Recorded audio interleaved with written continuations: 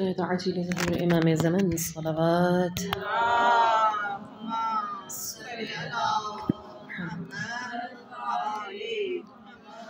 برای قبولیت حاجات و بلندی درجات باری دیگر صلوات. صلی علی سورة المباركة الفاتحة بنظران سيدة نساء العالمين.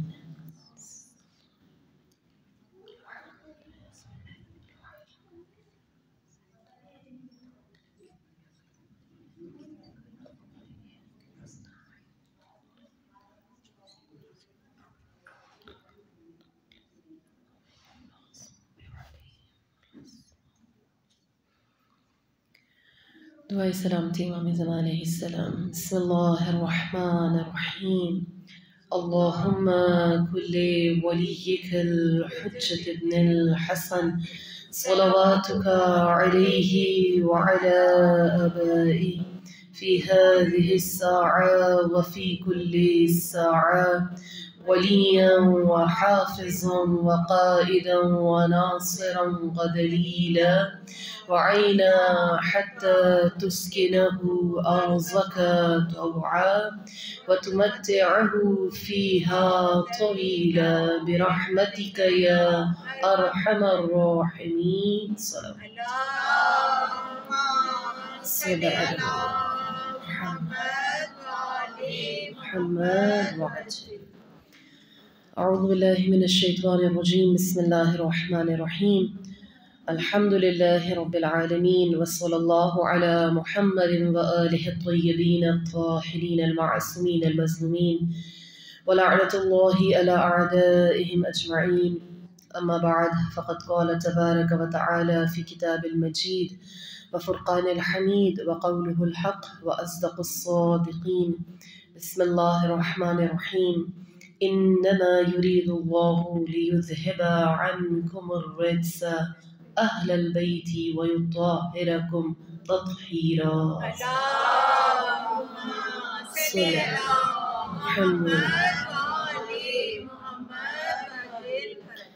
تمام تر حمد و ثنا ذات واحد کے لیے کہ جو رحمان ہے، جو رحیم ہے، خداوند متعال، کہ جس نے اپنی مہربانی و نوازش سے شب یلدا کے سینے سے سپیدہ سحری کو نمود دی اور رات کے اندھیروں کو دن کے اجالوں میں بدلا، اور ان ایام میں ہم پروردگار عالم کی حمد و ثنا، اس کا شکر ان الفاظ میں اور اس امر پر بھی وجہ لائیں جو کہ واجب ہے. مجھے لگتا ہے کہ خدا نے مجھے اور آپ کو ایک بار پھر موقع دیا کہ ہم اپنے قلوب کو نور ذکر راضیہ مرضیہ صدیقہ طاہرہ ذکیہ حبیبۃ اللہ صلی علی محمد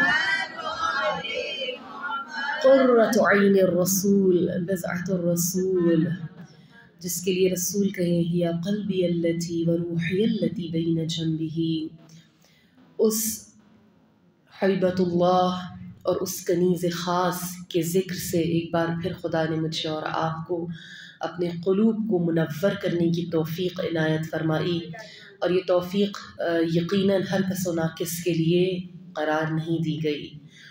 جو کوئی بھی مجلس حضرت زہرا سلام اللہ علیہا میں آئے، مجھے لگتا ہے کہ وہ فاطمی، آپ کا جیسے اسم فاطمہ ہے ایسے ہی آپ کی مجلس بھی فاطمہ ہے، جدا ہے، یونیک ہے. یعنی لاکھوں لوگ ہیں جن میں اربوں لوگ ہیں، خدا نے جن میں چند کو چنیدہ قرار دیا، چنا محبت حضرت زہرا کے لیے. اور ان چنے ہوئے لوگوں میں ہی آپ دیکھیے کس قدر توفیق خاص ہے ان کے لیے جو ان ایام میں اہتمام کرتے ہیں معرفت حضرت زہرا کو حاصل کرنے کے لیے، ان کی محبت کے اظہار کے لیے. یہ محبت کا اظہار کرنا بھی خدا نے ہر کسی کے لیے قرار نہیں دیا ہے۔ اور اس کا ایک مقام جو مجھے سب سے بہت خوبصورت اور ایک جدا گانہ حیثیت لگتی ہے وہ مقام آجرین رسالت ہے۔ جو کوئی بھی حضرت زہرا کی مجلس میں آئے گویا اس کا نام فہرست آجرین رسالت میں لکھا جاتا ہے، جو کہ ناممکن امر ہے۔ یعنی کون چاہ کر بھی اجر رسالت کو ادا کر سکتا ہے؟ ممکن نہیں ہے۔ کیسے رسول اللہ کی صحبتوں کو جو انہوں نے تبلیغ اور اشاعت اسلام کے لیے برداشت کی، اس کے ایک لہجے کا بھی ہم چاہ کر احسان نہیں لٹا سکتے، نہیں لوٹا سکتے۔ لیکن آپ سوچئے کہ اس محبت میں، اس معرفت میں، اس تشنگی کو محسوس کرنے میں خدا نے اجر رسالت کا اجر معین کر دیا ہے۔ تو میرے اور آپ کے پاس جب کہ یہ توفیق ایام فاطمیہ کے لیے آ گئی ہے تو یہ توفیق مجھ سے اور آپ سے کچھ طلب کرتی ہے، کچھ مانگتی ہے۔ یعنی کوئی بھی نعمت آتی ہے تو وہ نعمت ذمہ داری کو لے کر آتی ہے۔ جیسا کہ جب پہلی وحی نازل ہوئی اور اس کے بعد دوسری وحی، جب آپ آرام کر رہے تھے تو کہا کہ اب یہ وقت آرام کرنے کا نہیں ہے، اٹھیے اور اٹھ کر تبلیغ کا کام انجام دیجیے۔ یعنی اب ایک سنگین ذمہ داری ہے، اب اس کے لیے کوشش کرنی پڑے گی، اس کے لیے جد و جہد کرنا پڑے گا۔ اور بالکل ایسے ہی سورہ کوثر مجھے اور آپ کو پیغام دیتی ہے۔ وہ سورہ کوثر کہ جس میں پروردگار عالم اپنے حبیب کو کہتا ہے بسم اللہ الرحمن الرحیم اِنَّا أَعْطَيْنَاكَ الْكَوْثَرَ، بے شک کہ اے حبیب ہم نے آپ کو کوثر عطا کر دی۔ اب کیا کریں کہ جب کوثر عطا ہوئی فَصَلِّ لِرَبِّكَ وَانْحَرْ إِنَّ شَأْنِيَكَ هُوَ الْأَبْتَرُ۔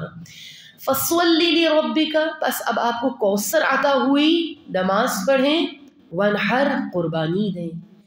قربانی بھی کوئی عام قربانی نہیں، وَانْحَرْ سب سے بڑی قربانی۔ یعنی اگر اس کا ظاہراً معنی لیا جائے تو کسی دمبے بکرے کی، چھوٹے جانور کی قربانی نہیں، وَانْحَرْ اونٹ کی قربانی، سب سے بڑی قربانی۔ ہاں تو یعنی کوثر عطا ہو گئی ہے، خداوند متعال نے آپ کو وہ نعمت عطا کی ہے کہ جس نے قیامت تک جاری و ساری رہنا ہے، جو خیر کثیر اور برکت اپنے لیے ہوئے ہے۔ تو بس آپ نے اب نماز پڑھنی ہے اور قربانی، سیکریفائس۔ اگر رسول اللہ کو کوثر عطا ہوتی ہے تو خدا قربانی طلب کرتا ہے۔ اگر خدا مجھے اور آپ کو لاکھوں کروڑوں میں سے چن کر محبت اور معرفت کوثر محمدی عطا کرتا ہے تو اس معرفت اور محبت کے بدلے میں جو امر اب شروع ہو رہا ہے، بہت بڑی ذمہ داری میرے اور آپ کے اوپر آ رہی ہے، اس ذمہ داری کو معین کرنا اور اپنے آپ پر دیکھنا کہ میں اس ذمہ داری کو کس مقام پر جا کر انجام دے سکتی ہوں۔ ان ایام فاطمیہ میں بہترین وقت ہوتا ہے کہ میں اور آپ تفکر کریں، آیا ہم فاطمی ہیں یا نہیں ہیں؟ آیا ہم اس ثقافت کو جو ثقافت فاطمی ہے اس کے مطابق اپنی تمام تر زندگی کو ڈھال رہے ہیں یا نہیں ڈھال رہے؟ یہ بہترین وقت ہے تفکر کا۔ اور اسی لیے ان 5 مجالس کے لیے جو موضوع کا انتخاب کیا گیا وہ ثقافت فاطمی ہے۔ یعنی آپ دیکھیں کہ باقی تمام تر ائمہ معصومین علیہم السلام، لیکن ثقافت فاطمی ہی کیوں؟ کیونکہ ہم جانتے ہیں کہ جو تمام حجت اللہ ہیں، حجت خدا ہیں، ائمہ امام، اگر وہ حجت ہیں تو ام الائمہ کی وجہ سے ہیں، اپنی اس جڑ، بنیاد، اساس، اپنی ماں، اپنی جدہ، ہر رنگ جو مجھے اور آپ کو گلستان محمدی میں نظر آتا ہے، اس ہر رنگ کی وجہ ذات حضرت زہرا سلام اللہ علیہ ہے۔ اللہم صل علی محمد۔ جو میرے اور آپ کے پاس کچھ بھی ہے، اور یہ جملہ میں نہیں، میں بہت بڑے بڑے مجتہدین اور ان لوگوں سے جنہوں نے اپنی زندگیوں کو واقعاً صرف کیا ہے، جنہوں نے وقف کیا اسلام کے لیے، وہ یہ جملہ کہتے ہیں کہ آج اس وقت جو کچھ ہمارے پاس ہے نا، یہ تمام کا تمام حضرت زہرا کی وجہ سے ہے. اور یہ صرف ان کی بات نہیں ہے، وہ اس بات کو اور آگے بڑھاتے کہتے ہیں صرف ہماری شخصیت کی بات نہیں ہے، ایک عام شخص یا مومن یا مسلمان کی بات نہیں ہے، بلکہ اس وقت جو امام زمان کے پاس بھی کچھ ہے نا، چاہے وہ ولایت ہے، وہ عصمت ہے، وہ طہارت ہے، وہ امامت ہے، وہ بھی حضرت زہرا کی وجہ سے ہے. اور اگر صلی علی محمد اگر شخصیات سے بھی آگے کی بات کریں، بلندی کی جانب آئیں، تو کہا کہ اسلام کے پاس بھی اس وقت جو کچھ ہے، اسلام کے دامن میں جو کچھ ہے، وہ صدقہ بنت رسول اللہ کا، صدقہ حضرت زہرا کا. یعنی آپ ہمیں مرکز و محور نظر آتی ہیں کائنات کا، اسلام کا، ائمہ معصومین ان کی زندگی کا. اسی لیے ضروری ہے میرے اور آپ کے لیے کہ ہم دیکھیں کہ آیا ہم ان تعلیمات فاطمی پر، ان احکامات پر صحیح طرح سے عمل پیرا ہے یا نہیں ہے. ہم جس طرح سے زندگی کو گزار رہے ہیں، ہمارا اٹھنا بیٹھنا، اوڑھنا بچھونا، حتیٰ کہ کوئی امر بھی ہو، وہ تمام کا تمام اس ثقافت سے ملحق ہونا چاہیے، اس سے جڑا ہوا ہونا چاہیے. کیونکہ ثقافت کا عزیزان من تعلق ہے ہی معاشرے سے. یعنی سوشیولوجی سے جن لوگوں نے اگر پڑھی بھی ہو تو وہ اس چیز کو جانتے ہوں، دیکھتے ہوں. اگر سمپلسٹ ڈیفینیشن بھی کی جائے، تعریف بھی کی جائے ثقافت کی، تو وہ کیا ہے؟ ثقافت یعنی آپ کی عقائد، آپ کے معاملات، آپ کا اٹھنا بیٹھنا، آپ کا رہن سہن، آپ کا لباس، آپ کی خوراک، آپ کا فن تعمیر، یہ تمام تر چیزیں، آپ کی زبان، یہ وہ چیزیں ہیں کہ جس سے ثقافت کا اظہار ہوتا ہے. یہ تمام چیزیں جو آپ کی روزمرہ کی، چاہے آپ کی فکر سے ریلیٹ کرتی ہوں یا آپ کی جو زندگی ہے، معاشرتی زندگی ہے وہ ہو، یا آپ کی عمل سے تعلق ہو، تمام تر چیزوں پر، چاہے وہ آپ کے سوچنے کا پیٹرن ہو، تھنکنگ پیٹرن ہو، یا آپ کا کوئی عمل ہو، ہر چیز کے اوپر ثقافت حاوی ہے. اور ثقافت کے ہی ذریعے سے آپ کا سوچنے کا اور کرنے کا جو عمل ہے وہ معین ہوتا ہے، مشخص ہوتا ہے.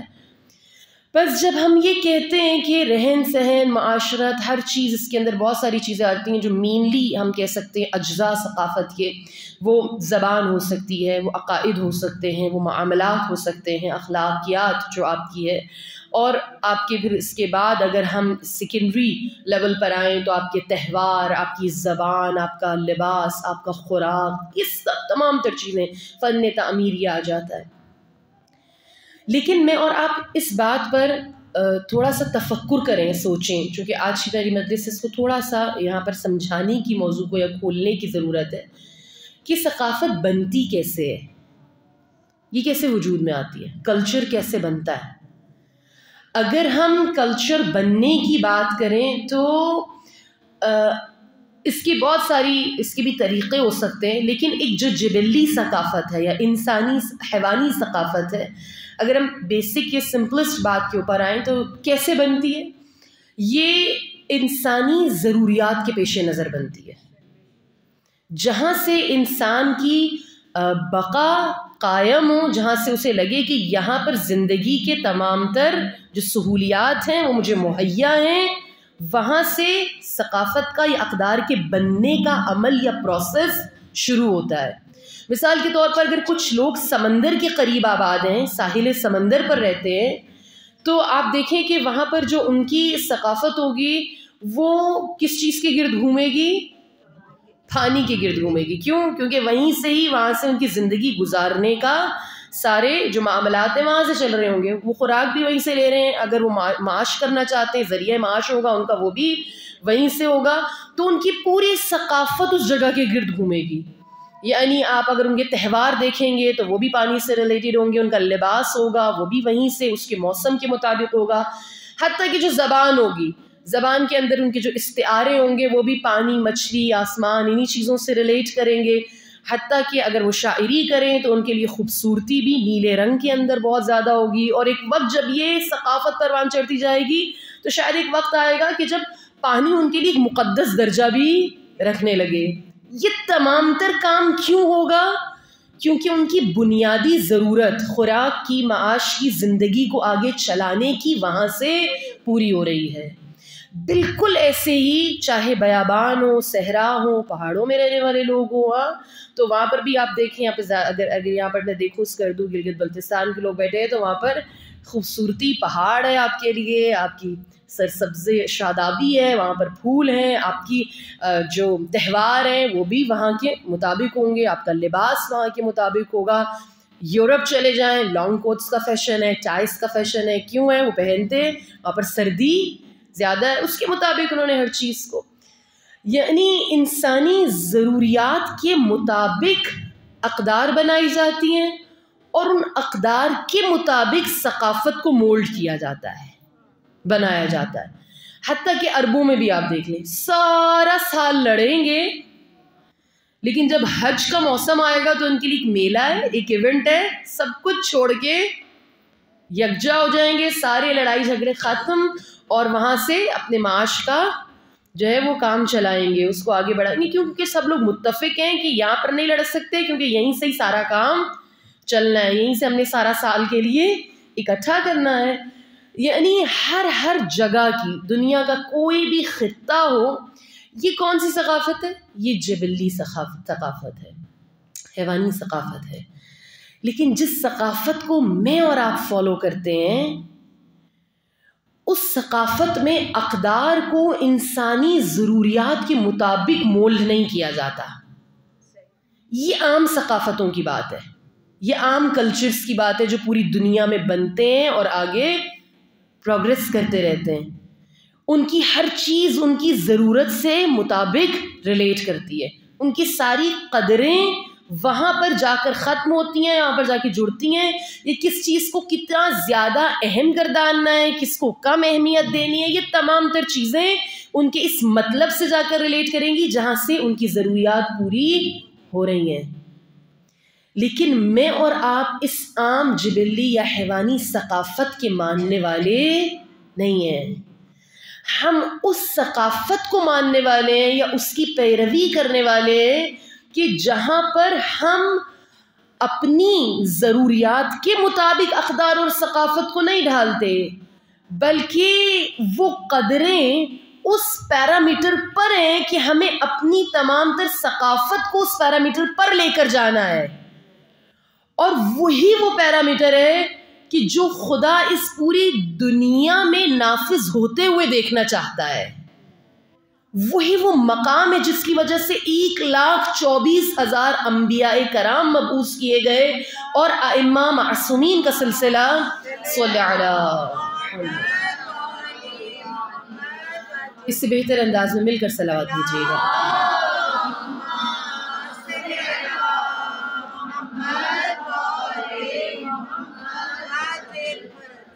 اور اماموں کا بھی تسلسل ہے اور آج تک ہم امام کے منتظر ہیں. کیوں؟ کیونکہ انہیں آ کر ایک ایسی دنیا کو قائم کرنا ہے، بنانا ہے، ایسا ماحول بنانا ہے، ایسا امن و امان کا مقام ہوگا، ہر چیز اس طرح سے سیٹ ہو جائے گی کہ جس کے بارے میں ایک روایت بھی ہم پڑھتے ہیں کہ شیر اور بکری ایک گھاٹ سے پانی پئیں گے.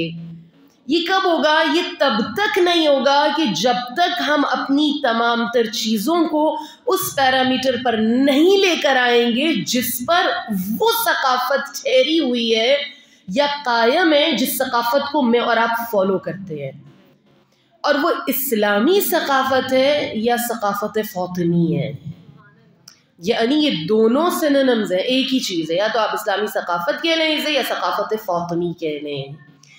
اور جیسا کہ میں نے کہا کہ کچھ بھی کر لیں اپنی اقدار کو وہاں لے کر آنا ہے جو پیرامیٹر ہے. اس کی مثال بھی ہمیں ملتی ہے. جب مبعوث کیا گیا رسول اللہ کو تو رواج ہے پورے عرب میں، ثقافت ہے ان کی کہ خاتون کو عزت نہیں دی جاتی، اس کو مقام نہیں دیا جاتا، اس کی تکریم نہیں کی جاتی. اور اس کے لیے رسول اللہ کہتے ہیں کہ کچھ بھی ہو جائے تمہارے چاہے کتنے بھی سالوں سے یہ رواج، یہ ثقافت، یہ رسم قائم ہے، لیکن اصلاً جس ثقافت اور تعلیمات اور اقدار کو میں لے کر آیا ہوں اس میں ہر چیز کو چھوڑ کر اس خاتون کو کی عزت کرنی ہے اور تکریم دینی ہے۔ جس چیز میں بھی یہ قدر، یہ ثقافت، یہ اقدار میرے اور آپ کے لیے ہمیں عمل کرنے کے لیے دعوت دیتے ہیں یا بلاتے ہیں، تو چاہے ہماری پریکٹس اس چیز کو لے کر کتنی ہی سال پرانی کیوں نہ ہو، ہمیں اس کو چھوڑ کر اس جانب آنا ہے۔ اور جب تک اس جانب نہیں آئیں گے انسانیت پروگریس نہیں کر سکتی۔ آپ جتنی بھی سائنسی ایجادات ہوئی ہیں یا ڈیولپمنٹ ہوئی ہے، آپ اس کے لیے کہہ سکتے ہیں کہ بہت ترقی ہو گئی ہے، لیکن ہم اس وقت تک ترقی کو ترقی نہیں مانیں گے بلکہ تنزلی ہی کہیں گے جب تک انسانی ذہن، انسانی طبیعت، انسانی کردار اس مقام پر نہ آ جائے جس مقام پر خالق و مالک حقیقی دیکھنا چاہتا ہے۔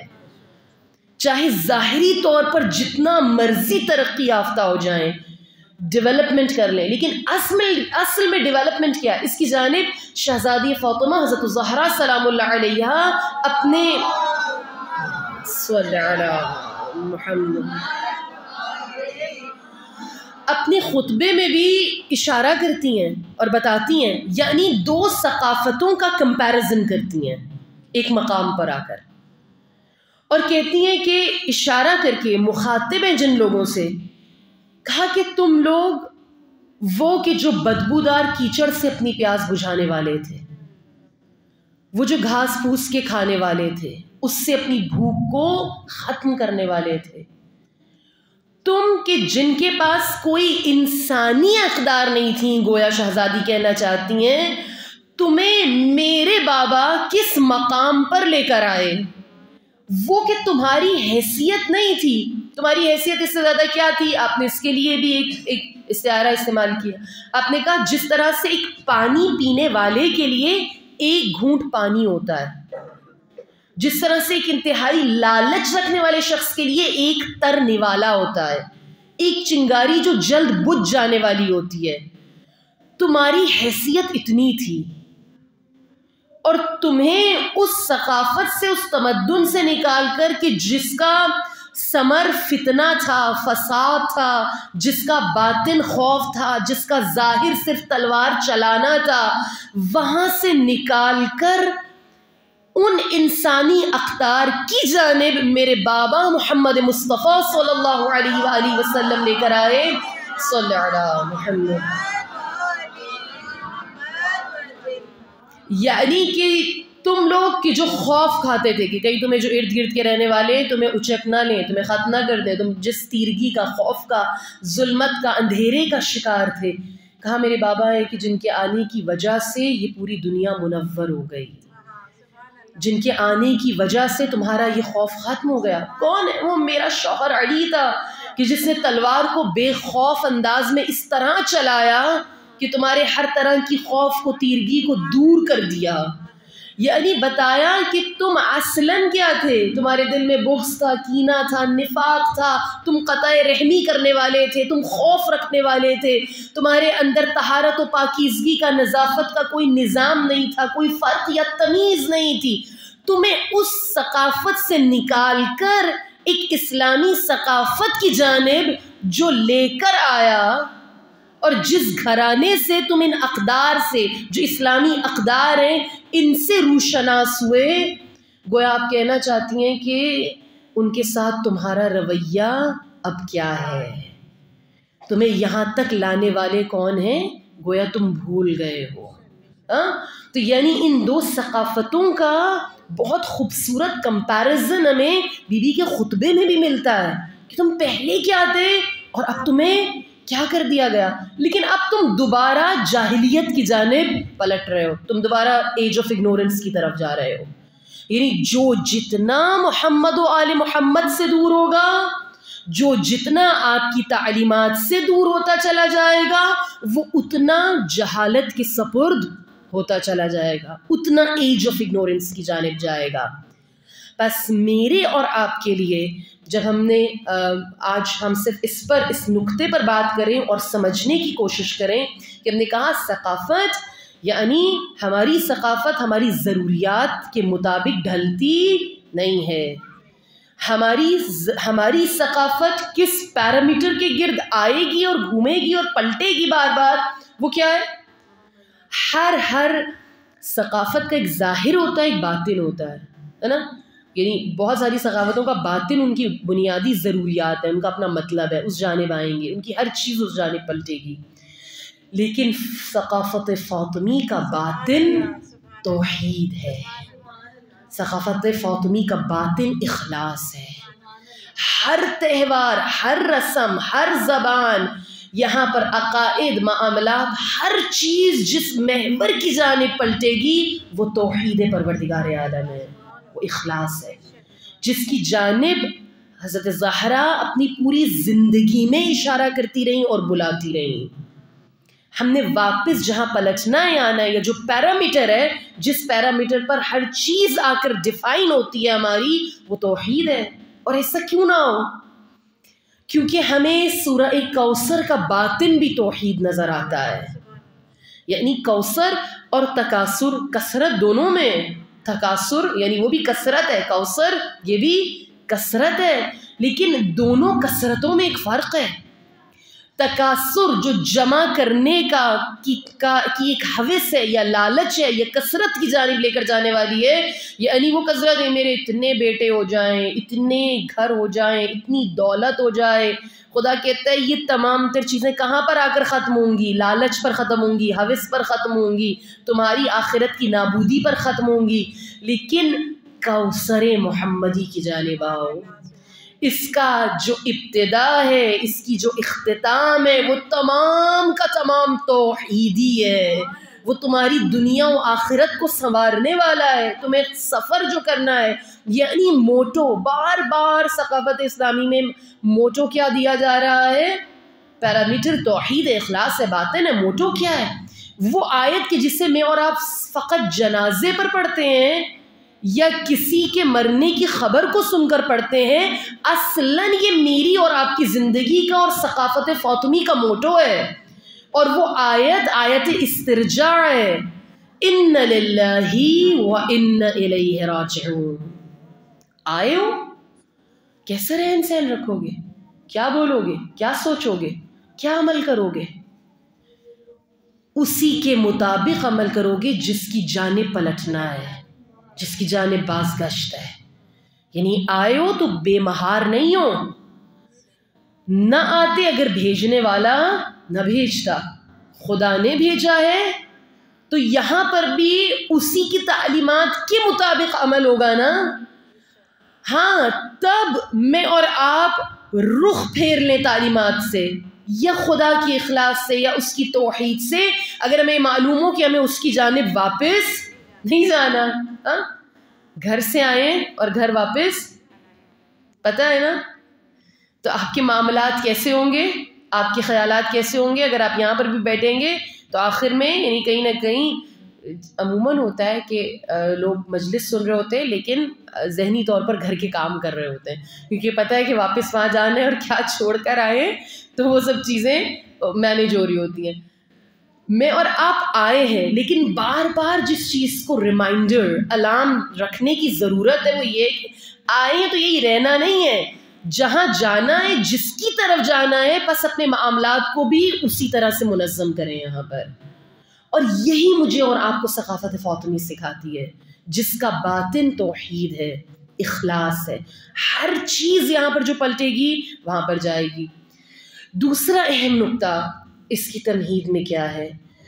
یہاں پر اگر ہم جب تعلیمات زہرا کو فقط تعلیمات نہیں کہتے، مثال کے طور پر اگر میں ٹاپک رکھ لوں یا میں آپ بات کروں انفاق حضرت زہرا، علیحدہ صبر حضرت زہرا پر علیحدہ بات ہو، آپ کے عشق الہی پر علیحدہ بات ہو، آپ گھریلو خاتون کیسی تھی اس پر علیحدہ بات ہو، بطور بیٹی کیسی تھی علیحدہ بات ہو. یہ تمام تر جو شخصی صفات ہیں آپ کی، اگر یہ سکیٹرڈ طریقے سے سمجھی جائیں تو یہ اس طرح کام نہیں کر سکتی. یعنی اگر ان کو سکیٹرڈ طریقے سے سمجھا جائے، علیحدہ علیحدہ سمجھا جائے تو بات سمجھ میں نہیں آئے گی. ان تمام تر پہلوؤں کو ملا کر ثقافت فاطمی کیوں کہا جا رہا ہے؟ یہاں پر مجھے اور آپ کو دین سمجھ میں آئے گا اور قرآن کی وہ آیات سمجھ میں آئیں گی کہ جس میں خداوند متعال کہتا ہے کہ پورا دین لو نا. دین صرف ایک ڈپارٹمنٹ کو چلانے کے لیے نہیں آیا. صرف امام بارگاہ اور مسجد کیسے چلے دین یہ نہیں بتائے گا. دین یہ بھی بتائے گا کہ شادی کیسے ہو. دین یہ بھی بتائے گا کہ پڑھائی کیسے ہو. دین یہ بھی بتائے گا کہ معاش کیسے چلے. یعنی ایک مکمل پیکیج ہے دین. صرف ایک ڈپارٹمنٹ میں تعلیمات کو لے لینا، ایک شعبہ زندگی میں دین کو اٹھا لینا دین کو سمجھنا نہیں ہے. اسی لیے تفقہ فی الدین کے لیے بار بار کہا گیا کہ دین کو مکمل سمجھو، ڈیپلی سمجھو، اس کی گہرائی میں جا کر سوچو، تفکر کرو. یعنی ہم نے یہ سمجھ لیا ہے شاید کہ میری شادی تو ویسٹرن کلچر کے مطابق ہو لیکن میرا کفن دفن اسلامی طریقے سے ہو. ہم نے سمجھ لیا کہ ہم قرآن تو دین کے مطابق پڑھیں گے لیکن سائنسز ویسٹ سے پڑھیں گے. ہم نے یہ سمجھ لیا ہے کہ مثال کے طور پر مجھے مسجد جو آنا ہے اس کے آداب دین سے سیکھنے ہیں، اور جو میرے باقی معاملات ہیں، مجھے یونیورسٹی کیسے جانا ہے مجھے یہ دین سے سیکھنے کی ضرورت. مجھے مجلس میں کیسے آنا ہے میں اس میں فالو کر لوں ایک ڈریس کوڈ کو، لیکن مجھے شادی میں کیسے جانا ہے میں اس ڈریس کوڈ کو فالو نہیں کروں گی. یہاں پر جب تک ہم تعلیمات اور شخصیت اور تمام تر حضرت زہرا کے جو آپ کے کمالات ہیں، آپ کے معجزات ہیں، آپ کا کردار ہے، اس کو بطور کلی ثقافت کے طور پر نہیں سمجھیں گے، ہم زندگی کے مقصد کو معین نہیں کر سکتے اور اس کے اوپر تعلیمات حضرت زہرا کو نافذ نہیں کر سکتے. میرا اور آپ کا تھوڑا تھوڑا اپنے مطلب کا دین یا اپنے مطلب کی تعلیمات حضرت زہرا کی لے لینا کس بات کی نشاندہی ہے؟ شاید اس بات کی کیا دین میں نقص ہے؟ کیا اسلام میں نقص ہے؟ کیا وہ کسی ایک تعلیم ایک شعبہ زندگی کے بارے میں تو مجھے بتاتا ہے مگر دوسرے میں نہیں بتاتا تو اس لیے میں در در بھٹک رہی ہوں، میں ادھر جاؤں میں ادھر جاؤں میں کہاں جاؤں میں کس چیز کو فالو کروں؟ نہیں، جبکہ خدا کہہ رہا ہے کہ سب کچھ ہے اس میں. فقط ہم کہتے ہیں کہ قرآن کے اندر ہر چیز موجود ہے مگر کر کیا رہے ہیں، جا کہاں رہے ہیں، فالو کس چیز کو کر رہے ہیں. ہمارے عمل سے یہ ایمان ثابت نہیں ہوتا. اور اس کی بہت ساری مثالیں ان 4 دنوں میں انشاءاللہ کی سمجھنے کی سمجھانے کی کوشش کریں گے. کیوں ہمارے نوجوان بے راہ روی کا شکار ہوں؟ یہ ایک گھر کا یا ایک جگہ کا مسئلہ نہیں ہے. حتیٰ کہ ایسے ہی بچیاں کہ جو دین کو پڑھ کر نکلیں وہ ملحد ہو جائیں، وہ مرتد ہو جائیں اور وہ حجاب کو نہ سمجھیں، وہ خدا کی وجود پر سوال اٹھائیں، وہ لادینیت کی بات کریں اور وہ کہیں کہ یہ نماز روزہ حجاب نماز اہمیت کی عامل نہیں ہے، انسان کو صرف معاملات میں اچھا ہونا چاہیے، بس آپ کا اخلاق اچھا ہونا چاہیے، دین یہ کہتا ہے، باقی کسی چیز کو فالو کرنے کی ضرورت نہیں ہے. اس کا مطلب یہ ہے کہ یہاں پر سمجھنے اور سمجھانے میں غلطی ہوئی ہے کہ حضرت زہرا فقط مجھے اور آپ کو بطور بیوی بطور زوجہ علیحدہ سے سمجھنے کی ضرورت نہیں ہے، بلکہ آپ کی زندگی ایک ثقافت ہے. آپ کی زندگی یہ بھی بتاتی ہے کہ باہر جانا ہے تو کیسے جانا ہے، پڑھنا ہے تو کیسے پڑھنا ہے، پڑھانا ہے تو کیسے پڑھانا ہے، شادی کرنی ہے تو کیسے کرنی ہے، زبان ہو تو کیا ہو، آپ کے معاملات ہو تو کیا ہو، آپ کے عقائد آپ کا تفکر ہو تو کیا ہو. یعنی کوئی شعبہ زندگی ایسا نہیں ہے کہ جس میں میرے اور آپ کے پاس حضرت زہرا نے کوئی راہ حل نہ بتایا ہو، نہ دیا ہو. اس لیے سمجھنے کی شخصیت حضرت زہرا کو ان کی ثقافت سے ضرورت ہے. وہ ثقافت کہ جسے میں نے اور آپ نے مہدوی معاشرے میں نافذ کرنا ہے. زمینہ سازی ظہور امام زمان کیا ہے؟ زمینہ صلی علی محمد. زمینہ سازی ظہور امام زمان ثقافت فاطمی کو ضم کرنا ہے اپنے گھر کے اور معاشرے کے ماحول میں کلن. ضرورت ہے کہ میں اور آپ اس ثقافت کو نافذ کریں، ضم کریں، ملائیں، اور کیسے کریں اس کے تمام تر، یعنی صرف آپ کو یہ ایک مسئلہ نہیں بتایا، باقی کے 4 انشاءاللہ دنوں میں ہم آپ کو سلیوشنز یا حل بتائیں گے کہ کس طرح سے اس ثقافت کو میں نے اور آپ نے اپنے معاشرے کی ثقافت میں ضم کرنا ہے، اور انشاءاللہ کہ سرخرو ہونا ہے شہزادی کی نظروں میں. ہاں، صرف فاطمی ہونا کافی نہیں ہے، یعنی زبانی ہونا کافی نہیں ہے کہ فاطمی ہونا مجھ سے اور آپ سے کچھ طلب کر رہا ہے، کچھ مانگ رہا ہے، کچھ پریکٹیکل سٹیپس ہیں جو مجھے اور آپ کو اٹھانے ہیں، اور آسان ہے، اتنا مشکل نہیں ہے. کتنا؟ کیونکہ خاص طور پر خواتین میں یہ بات کرنا کیوں ضروری ہے اس ثقافت کی، کیونکہ خواتین بہت اچھے سے رسموں کو فالو کرتی ہیں، بہت اچھے سے لے کر چلتی ہے، بس اسٹرکٹلی یہ ایسا ہے تو یہ ایسے ہی ہوگا، پورا گھر الٹ جاتا ہے اس رسم کے اوپر، سب ٹنگ جاتے ہیں الٹے، یہ رسم ہونی ہے، یہ نہیں ہوئی تو پتہ نہیں کیا ہو جائے گا. تو خواتین میں زیادہ ضروری ہے کہ ہم ثقافت فاطمی کی بات کریں، کیونکہ ان کے اندر خدا نے یہ پوٹینشیل رکھا ہے، منوانے کی بات ان کے اندر ہے، یہ صفت ہے ان کے اندر. تو بس اگر آپ نہ صرف ایک خاتون ہیں، آپ فاطمی ہیں، بلکہ ایک اور چیز کو ایڈ کر لیں نا تو بہت آسان ہو جائے گا اس ثقافت کو ضم کرنا اپنی ثقافت میں. وہ کیا؟ آپ رسم شکن بھی ہیں. اہل بیت کا ایک ماننے والا صرف رسم کو یا اقدار کو منوانے والا نہیں ہوتا، بلکہ وہ باطل رسموں کی شکنی کرنے والا بھی ہوتا ہے، وہ ان بتوں کو توڑنے والا بھی ہوتا ہے جو بہت اربوں سالوں سے، کروڑوں سالوں سے بھی رکھے ہوئے ہوں. صرف رسول اللہ اسلام نہیں لے کر آئے تھے، بلکہ آپ نے وہ جو 365 بت رکھے ہوئے تھے ان کو بھی کعبے سے توڑا اور نکالا. یعنی رسم شکن بھی ہیں، اور پہلے رسم شکن ہے. میرا اور آپ کا کلمہ کیا بتاتا ہے مجھے اور آپ کو؟ لا الہ الا اللہ، نفی ہے. پہلے بت شکنی ہے، پہلے سارے بتوں کو توڑو، پہلے ساری رسموں کو ختم کرو، اور پھر جب یہ پاک ہو جائے، نظیف ہو جائے، قلب طاہر ہو جائے، الہ الا اللہ، پھر الہی نور ہے جو اس کے اندر آئے گا. لیکن اس سے پہلے رسم شکنی ہے. کوئی بھی رسم تضاد کھاتی ہے، میل کھاتی ہے ثقافت فاطمی سے، پہلے اس کو ریموو کرنے کی ضرورت ہے، ہٹانے کی ضرورت ہے. پھر اس کے بعد میں اور آپ انشاءاللہ، اور آہستہ آہستہ، یعنی ثقافت آپ دیکھیں کہ دنوں میں پروان نہیں چڑھتی، سالوں چاہیے ہوتے ہیں، دہائیاں چاہیے ہوتی ہیں. یعنی ایک بیج بویا جاتا ہے، شاید اس بیج کا پھل میں نہ کھاؤں لیکن میری نسل کھائے. یہ زمینہ سازی ہے ظہور امام کے لیے، یہ زمینہ سازی ہے کہ آج اسے میں اور آپ ضم کریں، اس کے باطن کو سمجھیں، اور انشاءاللہ کہ پالیں اس مقام کو کہ جس مقام پر شہزادی مجھے اور آپ کو دیکھنا چاہتی ہیں. اور ان ایام میں اگر ہم حق ادا کرنا چاہتے ہیں تو اس کو سمجھیں، کیونکہ شہزادی کا غم کیا ہے، اس غم کو بھی سمجھنے کی ضرورت ہے.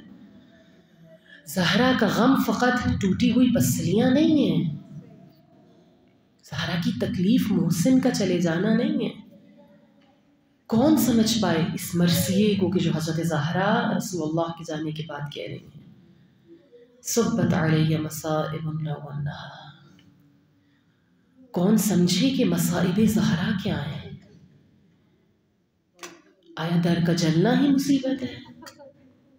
آیا پہلو شکستہ ہو جانا ہی مصیبت ہے؟ یا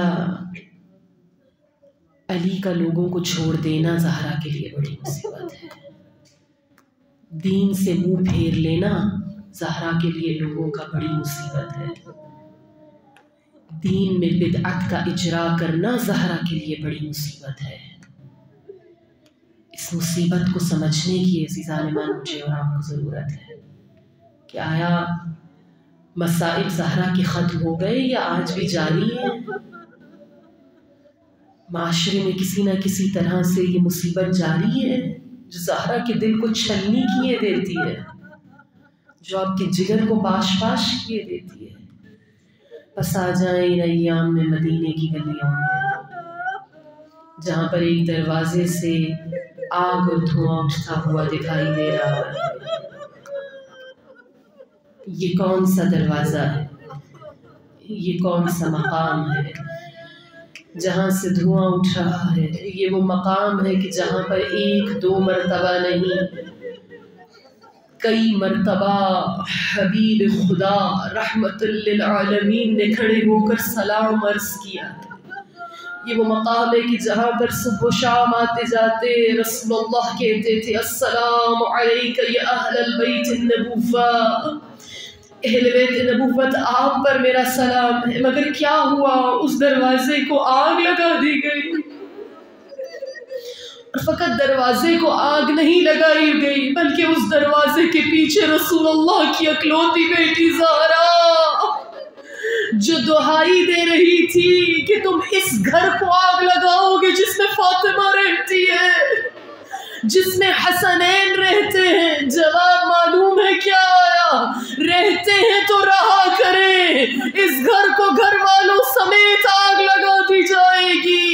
یا رسول اللہ، آپ کے قلب پر اس وقت کیا گزری ہوگی جب آپ کی بیٹی کو کچھ لوگ دھمکا رہے تھے، اور یہ صرف دھمکی نہ تھی عزیزان من، اس دروازے کو آگ لگائی گئی، لکڑیاں لا کے رکھی گئی، ضربیں لگائی گئی، اور جب دروازہ کچھ نہیں ہوا تو اتنا دھکیلا گیا کہ نبی کی دختر دیوار و در کے درمیان یہ کہہ کر بے ہوش ہو کر گری، اے اسماء میرا محسن شہید ہوا۔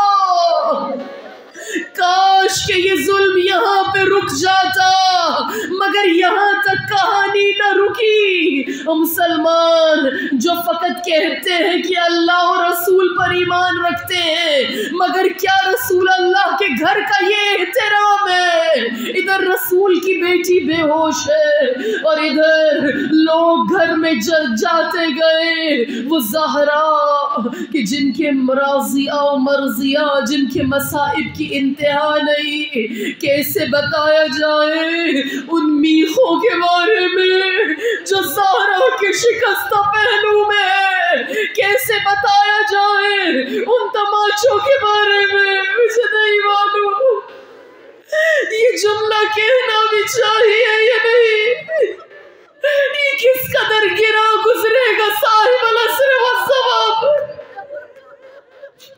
یہ کتنا گرا گزرے گا حسنین پر جنہوں نے اپنی آنکھوں سے ماں کو خاک و خون میں غلطہ زمین پہ دیکھا، اور ادھر مسلمان گھر میں جاتے رہے، علی کو رسیوں میں جکڑ کر نکالا۔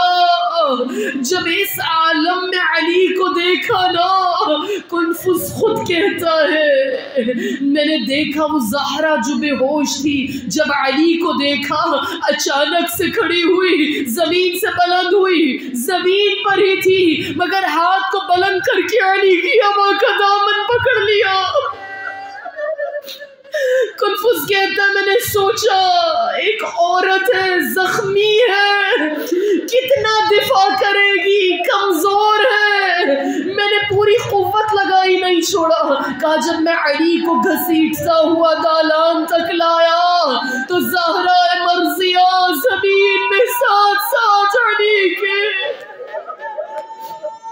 بس کہتا ہے جب زہرا نے نہ چھوڑا تو میں نے ایک درہ پشت سے نکالا، پوری قوت سے زہرا کے ہاتھ پر مارا۔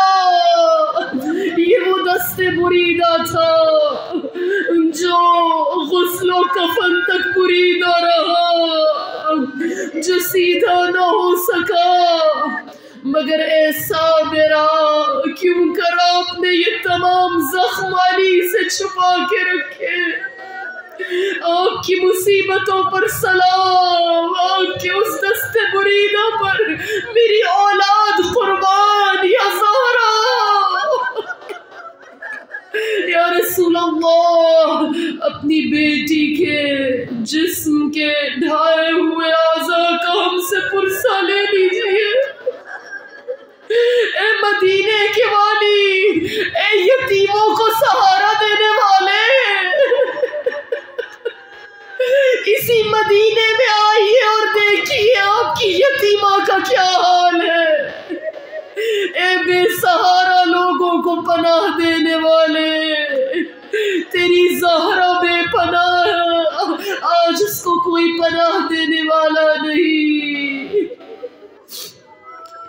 ومهدي ومحمدا وفاطمة ألا لعنة الله على القوم الظالمين وسيعلم الذين ظلموا أي منقلب ينقلبون اللهم إني أسألك بحق محمد وأنت المحمود به العلي وأنت الأعلى بحق فاطمة وأنت فاطر السماوات والأرض بحق الحسن وأنت المحسن بحق الحسين وأنت قديم الإحسان بحق الأئمة التسعة الطاهرين من ذرية الحسين عليه السلام اپنے قلوب کو حضرت زہرا کی جانب روانہ کریں اور توسل ان سے یا فاطمة الزهراء يا بنت محمد يا قرة عين الرسول يا سيدتنا ومولاتنا إنا توجهنا واستشفعنا وتوسلنا بك إلى الله وقدمناك بين يدي حاجاتنا يا وجيهة عند الله اشفعي لنا بزحور حجات يا وجيهة عند الله اشفعي لنا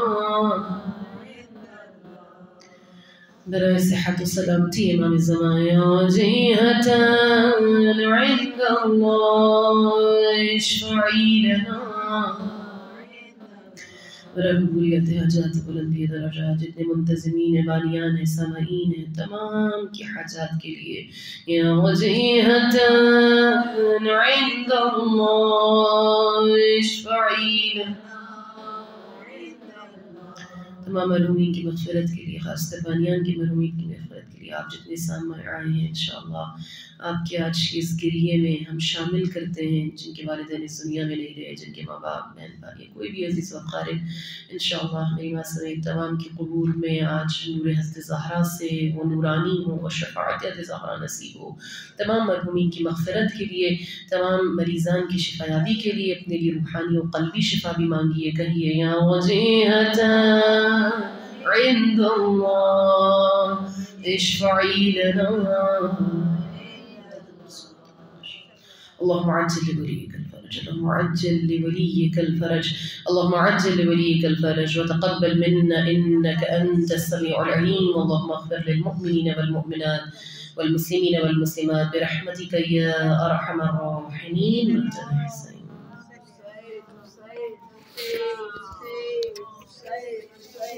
Say